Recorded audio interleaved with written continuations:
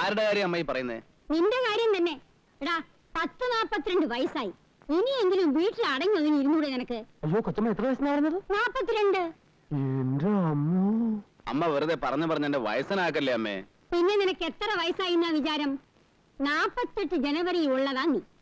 90 ജനുവരിയിൽ 42 വയസ്സായി. നരച്ച മുടിയും മീശയും കറുപ്പിച്ചെന്ന് വെച്ച് നീ കൊച്ചുകുട്ടിയാവൂ? എന്ത് കേട്ടിട്ടാണ് ചിരിക്കുന്നേ? കഴുതേ. ആ അമ്മ എന്തിനാ എന്നെ ഇങ്ങനെ നാണം കിടന്നേ? നമുക്ക് വേറെ ഒന്നും പറയാനില്ലേ? എടാ കുട്ടാ, എനിക്കോ വയസ്സായി. ഒരു കുഞ്ഞിക്കാല് കണ്ടിട്ട് മരിക്കണമെന്ന് ഒരു ആശ ഉണ്ടായിരുന്നു. ഇനി ആശിച്ചിട്ട് ഫലമില്ല. നീ ഇങ്ങനെ അന്യനാട്ടിൽ പോയി കിടക്കുന്നത് ശരിയല്ല. പോയില്ലെങ്കിൽ അവിടത്തെ കാര്യങ്ങൾ ആര് നോക്കും അമ്മേ? ആ നാശം ഒന്ന് വിറ്റു തൊലക്കണം. വിറ്റു തൊലയ്ക്കാനോ? ഇത്രയും കാലം ഞാൻ അവിടെ പോയി കിടന്ന് വേർപ്പൊഴി കഷ്ടപ്പെട്ട് വെറുതെ ആവൂലേ? വെറുതെ ആയിക്കോട്ടെ, സീതയ്ക്കും അത് തന്നെയാ ഇഷ്ടം. ഇനിയുള്ള കാലം നീ നാട്ടിൽ വന്ന് ജീവിക്കേ. എനിക്ക് വയ്യ. ഞാൻ പറയുന്ന അങ്ങോട്ട് അനുസരിച്ചാ മതി കേട്ടോ. അമ്മയുടെ അഭിപ്രായം തന്നെയാണോ നിനക്കും?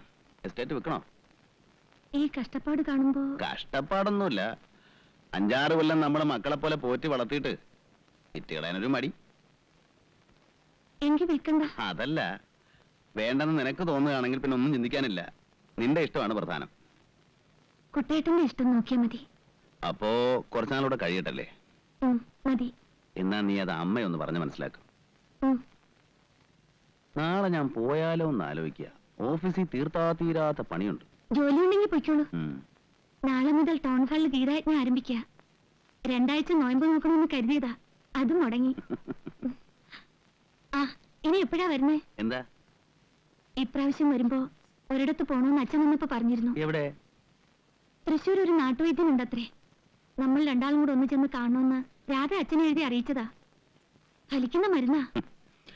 ഒക്കെ വെറുതെ ഓരോ കേട്ടുകേഴ്വിയാണെന്നേ. എന്തെല്ലാം മരുന്നുകൾ കഴിച്ചു. നമുക്ക് യോഗമില്ല.